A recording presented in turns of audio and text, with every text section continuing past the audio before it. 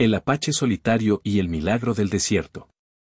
En las vastas llanuras del suroeste de los Estados Unidos, donde el sol abrasador convertía la tierra en un mosaico de grietas y el viento susurraba secretos antiguos, vivía Nanay, un guerrero apache de la tribu Chiricahua.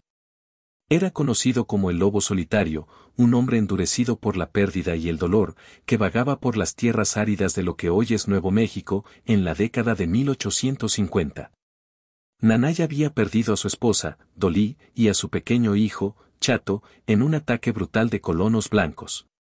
Desde entonces, su corazón se había cerrado al mundo, y prefería la compañía del desierto, las estrellas y el aullido lejano de los coyotes a la de su propia gente. Nanay era alto, con la piel curtida por el sol y el cabello negro como el ala de un cuervo, trenzado con una cinta de cuero que había pertenecido a Dolly. Sus ojos, oscuros y profundos, parecían contener el peso de 1000 tormentas. Aunque los apaches lo respetaban por su valentía en combate, evitaban su compañía, pues su silencio era más afilado que cualquier cuchillo. Nanay no participaba en las cacerías ni en los consejos tribales, en cambio, recorría los cañones y las mesetas, buscando respuestas en la madre tierra que nunca llegaban. Un día de verano, mientras cabalgaba por un sendero polvoriento cerca de un puesto de trueque en la frontera, Nanay escuchó rumores que flotaban entre los comerciantes y los viajeros. Hablaban de una joven navajo, haitiana, de apenas 17 años, que había sido vendida por su propia madre a un trampero blanco. La madre de Haitiana, una viuda devastada por la sequía que había secado los arroyos y marchitado los cultivos, había tomado la decisión desesperada de entregar a su hija a cambio de un saco de maíz, unas monedas y un par de mantas raídas. Haitiana estaba embarazada, y su estado la hacía aún más vulnerable en un mundo donde la compasión era un lujo que pocos podían permitirse. El trampero, un hombre cruel llamado Jedediah, no tenía intenciones de tratar a Haitiana como una esposa. La quería como esclava para trabajar en su campamento minero, donde extraía plata en las colinas rocosas. Los rumores decían que la joven estaba encadenada, hambrienta y al borde del colapso, con el peso de su embarazo agravando su sufrimiento.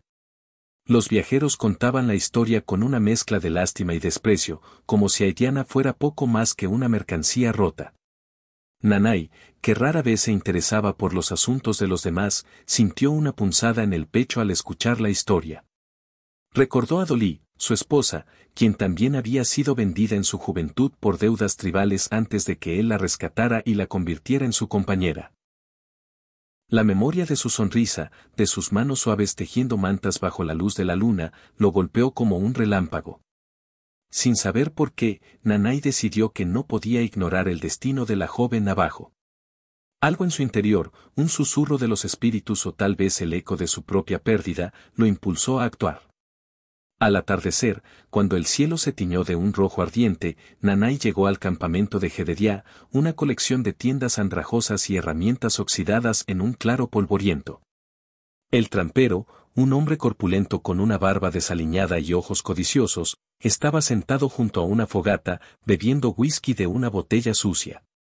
Haitiana estaba a pocos metros, encadenada a un poste, con el rostro demacrado y el vestido hecho jirones. Su vientre hinchado era la única señal de vida en su cuerpo agotado. Nanay desmontó de su caballo, un pura sangre apache de pelaje negro brillante, y se acercó al trampero con pasos firmes. Sin mediar palabra, colocó un fardo de pieles de coyote y señaló al caballo como oferta. Jedediah lo miró con desdén, escupiendo tabaco al suelo. ¿Qué quiere un salvaje como tú con esta basura preñada?, dijo con una risa cruel. Me debe trabajo hasta que el mocoso nazca, y luego ya veré qué hago con ella. Nanay no respondió. Sus ojos, fríos como el acero, se clavaron en los del trampero. Sacó su cuchillo de obsidiana, cuya hoja reflejaba la luz del fuego, y lo hundió en la mesa de madera astillada frente a Jedediah. El mensaje era claro, no estaba negociando. El trampero, aunque era un hombre violento, sabía que los apaches no hacían amenazas vacías. Con un gruñido, aceptó el trueque, desató a Haitiana y la empujó hacia Nanay como si fuera un saco de grano. Haitiana cayó de rodillas, sus manos temblorosas tocando la tierra. Murmuró palabras de gratitud en navajo, apenas audibles, mientras lágrimas rodaban por sus mejillas polvorientas. Nanay la ayudó a levantarse con suavidad, sorprendido por la fragilidad de su cuerpo. La subió a su caballo y, sin mirar atrás, cabalgó hacia las montañas Sangre de Cristo, donde tenía un refugio secreto, una cueva escondida junto a un manantial, rodeada de pinos y hierbas medicinales.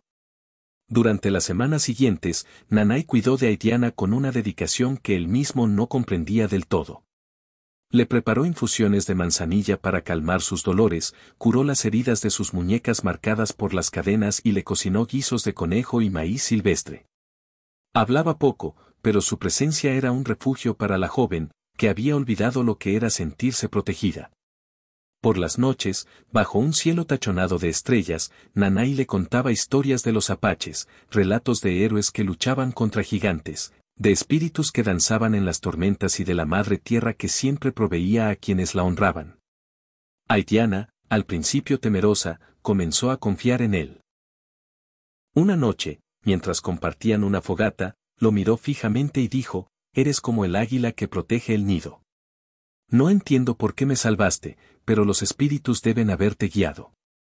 Nanay no respondió, pero en su interior sintió un calor que no había experimentado desde la muerte de su familia.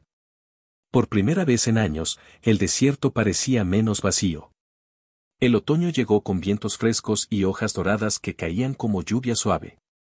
Una noche, bajo una luna llena que iluminaba las rocas como si fueran de plata, Haitiana entró en trabajo de parto. Nanay, que había aprendido los secretos de las parteras de su madre, se convirtió en su apoyo. El parto fue largo y agotador. Haitiana gritaba contra las paredes de la cueva, invocando a los ancestros en su lengua navajo. Nanay le sostenía la mano, le aplicaba paños fríos en la frente y le hablaba con calma, recordándole que la madre tierra estaba con ella. Cuando el alba tiñó el horizonte de rosa, el llanto de un bebé rompió el silencio. Nanay cortó el cordón con su cuchillo y envolvió al recién nacido en una manta tejida por Dolí, una reliquia que había guardado todos esos años. Era un niño, sano y fuerte, con ojos tan negros como los de Nanay. Haitiana, exhausta pero radiante, lo tomó en sus brazos y susurró: «Es un milagro, Nanay. La madre tierra nos ha dado un guerrero». Pero el verdadero milagro vino cuando Nanay examinó al niño bajo la luz del amanecer. En su pequeño hombro había una marca de nacimiento, una flecha curva, idéntica al tatuaje que Nanay llevaba desde su iniciación como guerrero del clan de los lobos danzantes. Era la misma marca que había tenido su hijo perdido, Chato. Las lágrimas brotaron de los ojos de Nanay, algo que no había sucedido en años.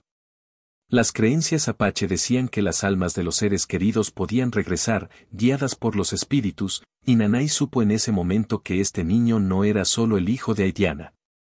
Era su propio hijo, devuelto por los dioses para sanar su corazón roto.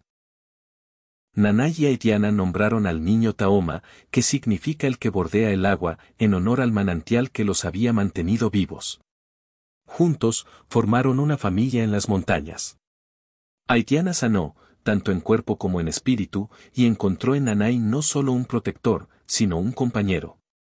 Nanay, el lobo solitario, dejó de vagar. Encontró en Taoma y Haitiana un propósito que llenó el vacío de su alma. Enseñó al niño los caminos de los apaches, como rastrear ciervos, leer las estrellas y honrar a la madre tierra. Haitiana, por su parte, le enseñó las canciones navajo y los tejidos tradicionales, creando un hogar donde dos culturas se entrelazaban como los hilos de una manta. Años después, los viajeros que pasaban por las montañas contaban historias de un apache que ya no era solitario, que vivía con una mujer navajo y un niño fuerte como el roble. Decían que Nanay había encontrado un milagro en el desierto, una prueba de que incluso en la tierra más árida, la bondad puede hacer brotar vida. La historia de Nanay y Haitiana se convirtió en una leyenda entre las tribus, un recordatorio de que los espíritus siempre encuentran una manera de unir a quienes están destinados a sanarse mutuamente. Nanay nunca olvidó a Dolí ni a Chato, pero en Taoma vio la continuación de su legado. Cada noche, al mirar las estrellas, sentía que su esposa y su hijo lo observaban desde el cielo, agradecidos por haber abierto su corazón una vez más. Y así, el lobo solitario dejó de serlo, convirtiéndose en el guardián de una familia que desafió el desierto y encontró la redención en el amor.